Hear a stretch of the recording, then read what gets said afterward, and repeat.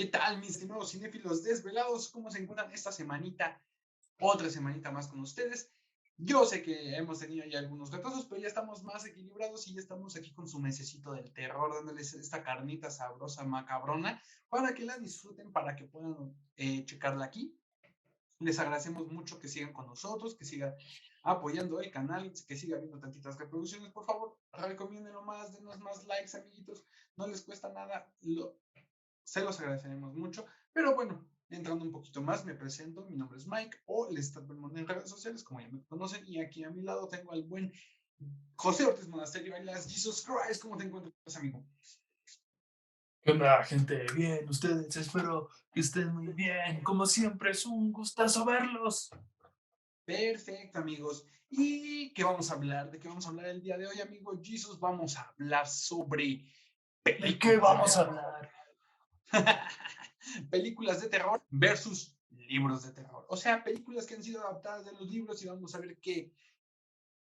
De una vez se los digo, amigos, siempre los libros van a ser mejores, siempre, pero vamos a hablar de estas diferencias que hay entre ambos y que de todos modos nos dejaron grandes adaptaciones, buenas películas. Obviamente va a haber fallos, va a haber cosas que no quedaron adentro, porque es casi imposible meter todas las páginas de un libro a una película, amigos. No siempre es lo mismo y la imaginación siempre es mucho más poderosa que la realidad, amigos. Así que vamos a platicarles de 6 películas versus libros. Chan, chan, chan. Y con la primera película nos referimos a ¿cuál, mi buen Jesus? El Resplandor de 1980, adaptado del libro del maestro del terror de la literatura del siglo XX, Stephen King, publicado en 1977, interpretada por el ya conocido Jack Nicholson. A grandes rasgos, el libro y la película fueron una gran polémica que dividió al mundo en dos fronteras, en los que admiran la película y los que la desprecian. Entre los que la desprecian, por cierto, es el propio Stephen King, ya que muchos argumentan que, aunque sí está perfectamente bien, sí está bien adaptado en mi opinión, tiene ciertas carencia de profundidad que le da en el libro. En sí, las mayores diferencias que podemos encontrar entre el libro y la película es que falta personajes de Wendy, la esposa de Jack, el vigilante, a la profundidad en Dick Halloran, es el cocinero que los ayuda al final de la película, y también una profundidad más en los poderes psíquicos de Danny, que conocemos como el resplandor, ya que es una habilidad psíquica. En la película nos presentan la típica casa embrujada. Sin embargo, en el libro nos dan a entender que es mucho más que eso. Es una viva entidad que quiere apoderarse de el resplandor de Dani y así expandir su poder a todo el mundo, lo cual lo hace mucho más profundo. Otro fallo quizás que muchos han comentado es la interpretación de Jack Nicholson, ya que lo, en la mayoría de su carrera lo conocemos como el papel de loco, lo que Stephen King quiere plantear en el libro es un hombre que es perfectamente normal, que en la novela termina sucumbiendo a la locura debido a los poderes del Hotel Overlook. Y uno de los datos más interesantes es, ustedes recordarán la icónica hacha con la que Jack Nicholson destroza la puerta y dice, "Here's Johnny". Quizás en el libro salgan decepcionados, pues el arma letal que usa en el libro es un palo de cricket, lo cual es bastante mortífero, aunque no lo crean. Y la mayor diferencia que podemos encontrar es en el final, ya que al final vemos cómo Jack Nicholson muere congelado y sin embargo en el libro, Sur Dania abre las válvulas del hotel para que exploten. Jack intenta detenerlas, fracasando en su intento inútil. Otra cosa curiosa es que podemos encontrar es que no hay un laberinto de seto en el libro, sino arbustos de setos que cobran vida, hambrientos de carne humana. Y por último, podemos mencionar a las famosas niñitas que quieren jugar con Danny, que no aparecen en el libro, sino un niño muerto que murió en la zona de juegos infantiles. Bastante interesante. De hecho, hay un dato muy curioso que dijiste sobre lo del hacha y bueno, que obviamente a diferencia del libro, es otro objeto. Hay algo muy curioso de la película, amigos. Jack Nicholson le tuvieron que crear muchísimas puertas para hacer esa escena, ya que, cosa que no sabían, es que Jack Nicholson fue bombero. ¿En serio? Entonces, exacto, entonces la puerta la rompía con demasiada facilidad, entonces tuvieron que grabar muchas veces esa escena, ya que pues obviamente tenía la experiencia para poder desmadrar la puerta, pero pues ya ven, así sucede, amigos. Otra de las películas de las que les vamos a platicar es la legendaria It, Eso, el payaso macabroso, conocido mejor como los Pennywise acá en los Méxicos, ¿no? Pues también lamentablemente está muy dividido entre gente que le gusta mucho la película y sobre todo la miniserie de los 90, a diferencia de la nueva adaptación que hicieron. Ay, miren, ya hasta tenemos aquí al buen Pennywise de visita. Penny, por favor, no nos vayas a llevar, déjanos acabar primero el programa. Pero otras personas, obviamente el libro es mucho más grande, tiene muchísimas diferencias y cosas que no tuvieron o que no pudieron adaptar por complicarse, porque de hecho aquí hablamos de un poquito algo similar a algo muy Lovecraftiano, amigos. Digo, para los que no conozcan, Lovecraft es el maestro del terror cósmico y obviamente It es parte como de este terror cósmico. Entonces, miren, por ejemplo, una de las primeras diferencias que tiene es que el libro está ambientado en los años 57 y 58, donde su primer enfrentamiento es en el 57, y el Club de los Perdedores ya en la película está ambientado en el 88, donde la Batmanmanía y el fervor de los Goonies dominaban el panorama. Y el cambio se debe a la actualización para las nuevas generaciones que se sientan un poquito, obviamente, más identificadas. Hablando, por ejemplo, de uno de los personajes, Richie, recordamos que es el parlanchín hablador, cuya actualización de la película ha sido una de las más acertadas del director. Para Richie, en el libro sigue siendo un lengua rápida que no sabe estar callado, pero en los libros esos comentarios se llevan mucho más al extremo, algo que habría sido pues insoportable para el espectador. Digamos que él era un poco más castroso, era más ojete en sus comentarios. Y de hecho hay otra cuestión muy interesante, que mucha gente también estuvo como en contra, que digo, no se me hace algo aquí un poquito forzado, sí, pero no malo, la inclusión de esta relación gay entre él y el otro de los chicos de los perdedores, pero pues ahí encontramos una de las diferencias. Los monstruos de Pennywise toman la forma obviamente de los miedos de los niños para atraerlos. Y en la novela de Stephen King, esos miedos se basan puramente en la cultura pop de los 50. De hecho, vemos al hombre lobo, a la momia, porque obviamente también, pues, obviamente por las épocas estaba adaptado a ese tipo de monstruos. Y en la película, pues ya vemos una adaptación un poco diferente, sobre todo en la nueva película, porque incluso en la miniserie de los 90 vemos un poquito todavía respetado esa cuestión, porque vemos al hombre lobo, a la momia, y estos monstruos, digamos, originales o de cine clásico. Mike Haddon, que es el chico afrodescendiente, sufrió uno de los cambios más drásticos de todos, del Club de los Perdedores, amigos. En el libro, los padres de Mike están vivos y el joven dedica su tiempo a ayudar a su padre en las tareas y a escuchar antiguas historias de Derry. Mike aprovecha estos acontecimientos, obviamente, para ayudar al club a trazar la historia de Pennywise, y en la edad adulta se convierte en el bibliotecario de Derry. Y obviamente aquí en la película, sobre todo, para que me entiendan, vamos a hablar básicamente de la nueva película. Porque hasta eso tiene ciertas... la miniserie de los 90 respeta ciertas cosas todavía del libro. Con esta nueva adaptación sí hay grandes diferencias. Aquí vemos que obviamente Mike, sus padres murieron en este trágico incendio en Derry. Beverly, la famosa Beverly Marsh, que es la única chica del Club de los Perdedores, siempre fue amiga de los miembros originales del Club de los Perdedores, de Billy y Eddie, o sea, siempre fueron amigos. Y por lo tanto los niños no se quedaban tan embobados como en la película cuando pues, la conocen. Otra de las cosas muy tal vez perturbadoras entre el libro y la adaptación de la película, que era muy, muy, muy normal que no se, pues, que no se adaptara, era lo que se conoce como la famosa orgía del Club de los Perdedores. Sí, amigos, hay una escena bastante grande en el libro, donde al final, después de que matan a Pennywise y están en las alcantarillas, Beverly decide tener relaciones sexuales con todos y cada uno de los chicos del Club de los Perdedores para afianzar la relación entre el Club de los Perdedores. Ahí sí un bolillo para el susto, ¿eh? Eso sí es un buen bolillo, más bien fue una pantufla para el miedo. Bien, para los que dicen que la relación, el sexo entre amigos afianza las amistades, véanlo, Beverly lo hizo. Y pues ahora, amigos, vamos a hablar de la siguiente película. ¿Cuál es, mi buen Jesus? Misery, de 1990, adaptado del mismo libro con el mismo nombre del mismo autor, Stephen King, publicado en 1987.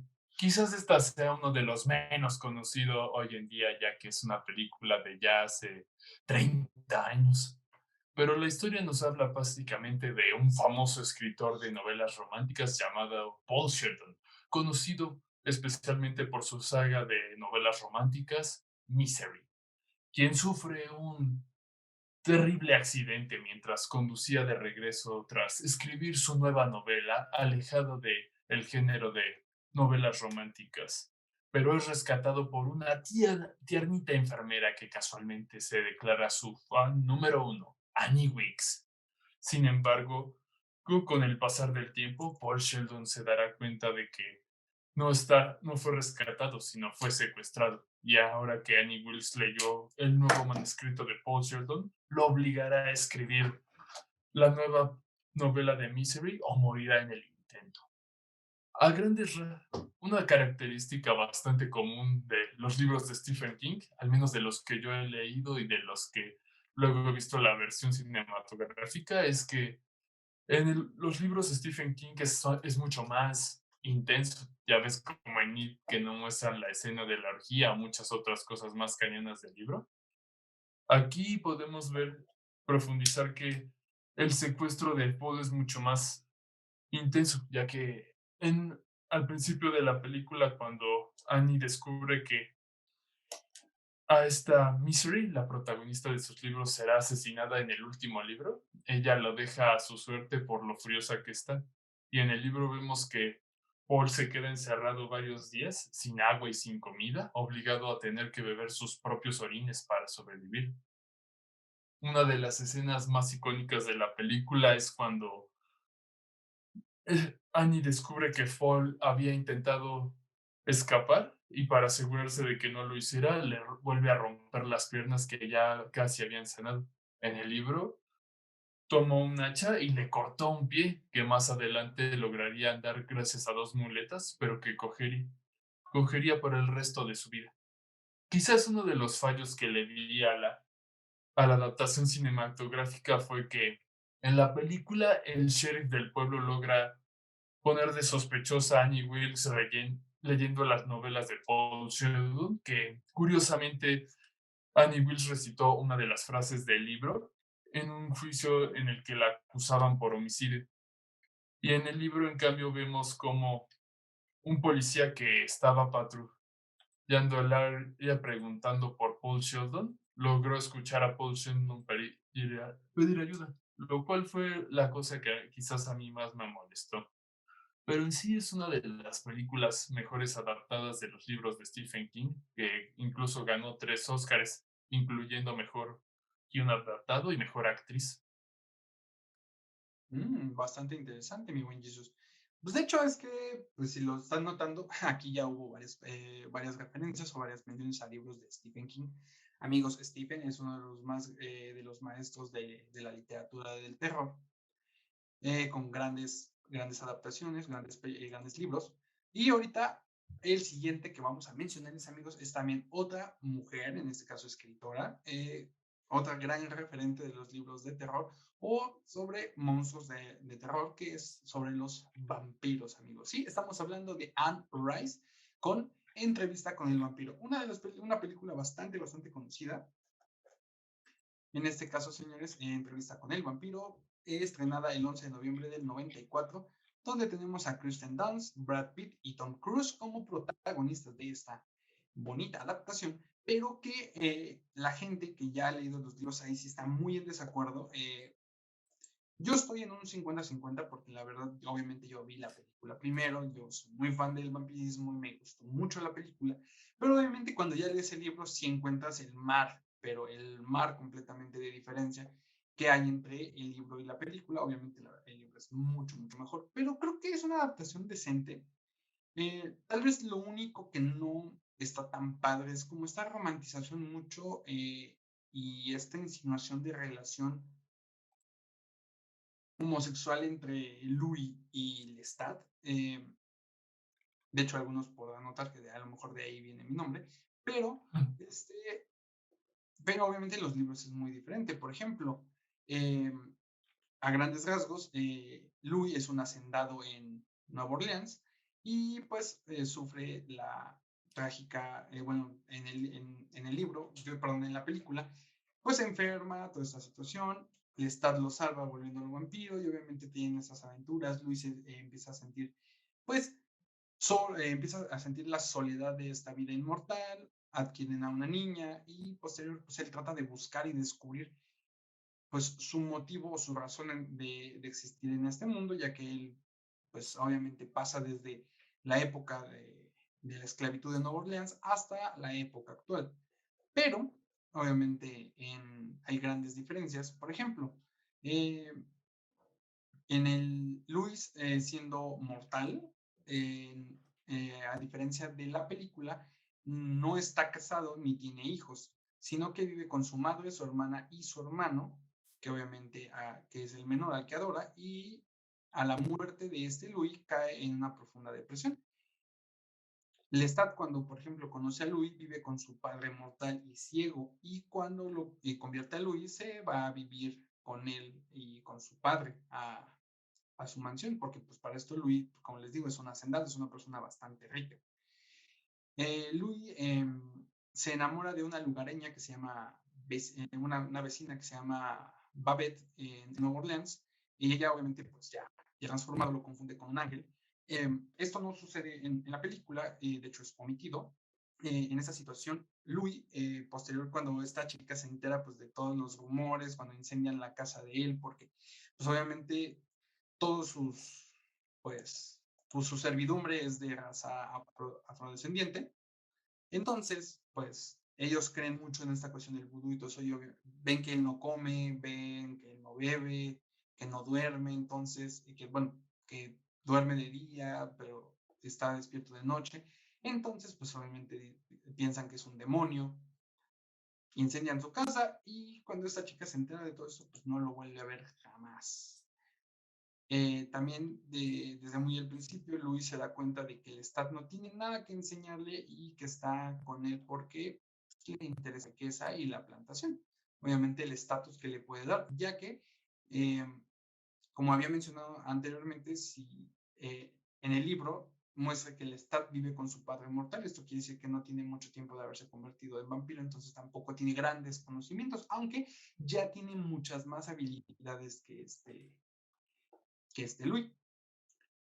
También tenemos que, por ejemplo, la niña esta Claudia cuando mata al Lestat, no es porque ella no puede crecer, sino porque al convertirla tan pequeña, pensaba que los vampiros y los humanos eran especies que no tenían nada que ver. Por ejemplo, obviamente hay una niña que se llama Claudia, que es convertida desde chiquita y obviamente tiene muchos problemas porque pues, no va a crecer jamás, aunque ya tiene la mente de una mujer, siempre tendrá el cuerpo de una niña de 11 años. Entonces, ahí vemos grandes diferencias.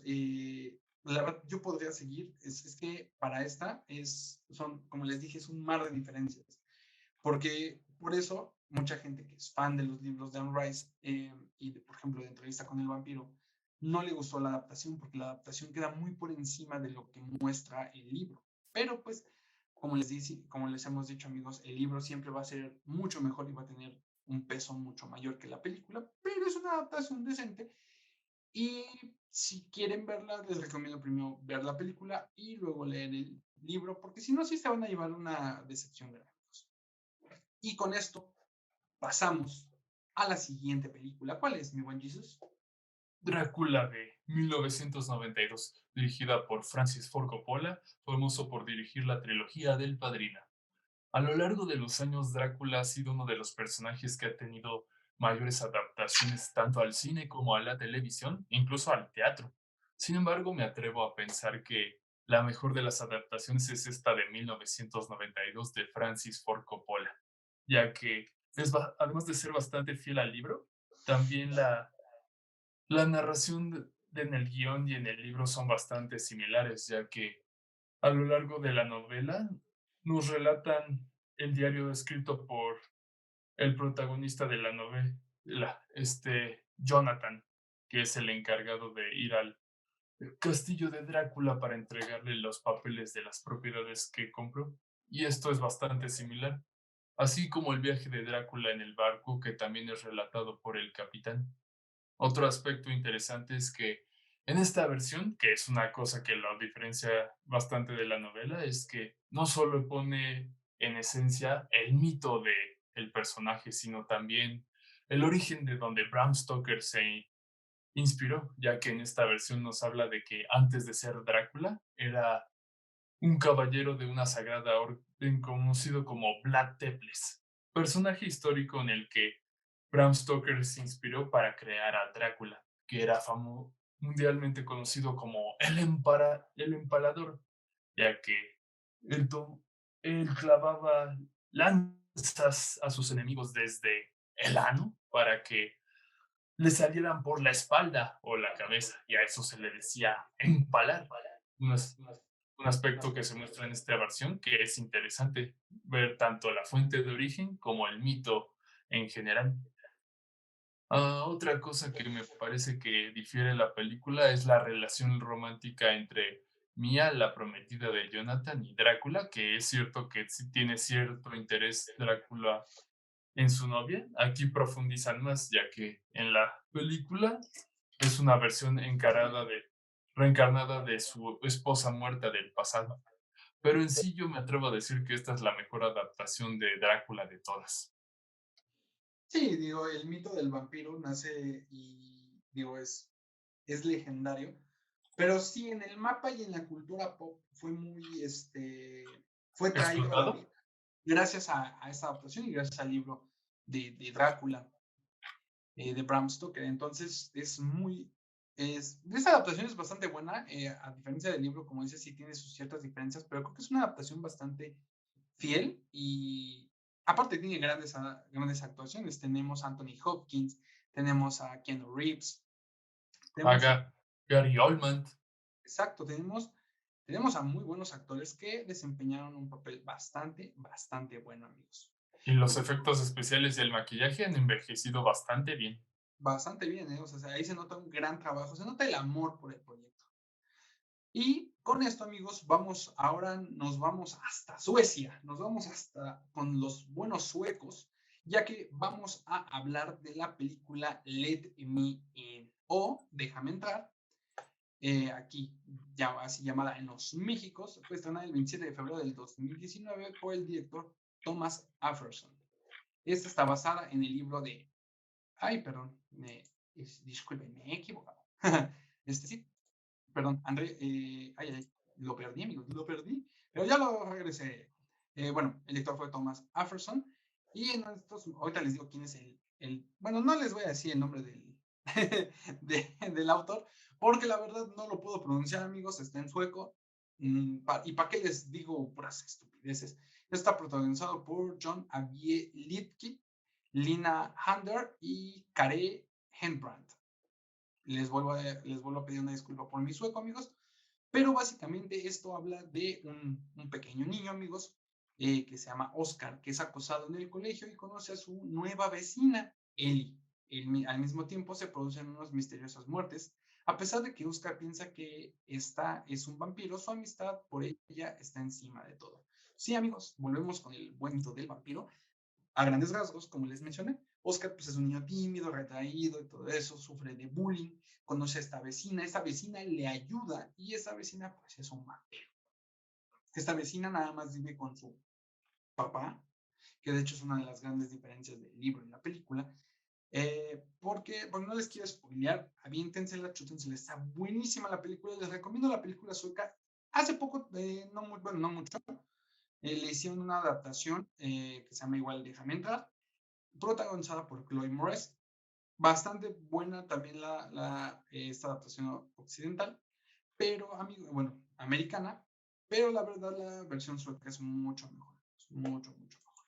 En este caso, la gran diferencia que tenemos es sobre Hakan, que es el protagonista o el personaje que funge como el papá, ya que pues en el libro tiene pues mucha más, digamos, en la novela Hakan tiene mucho más peso y además resulta ser un pedófilo empedernido que se ha convertido en una especie de mayordomo de la niña vampiro porque está enamorado de ella. La relación que tiene él y la vampira y Hakan, el pedófilo, es bastante compleja, ya que él es un alma atormentada, enamorado de ella y acepta algún chantaje sexual a cambio de seguir pues teniéndola a su lado, ayudándola con el trabajo sucio, pues obviamente al alimentarla.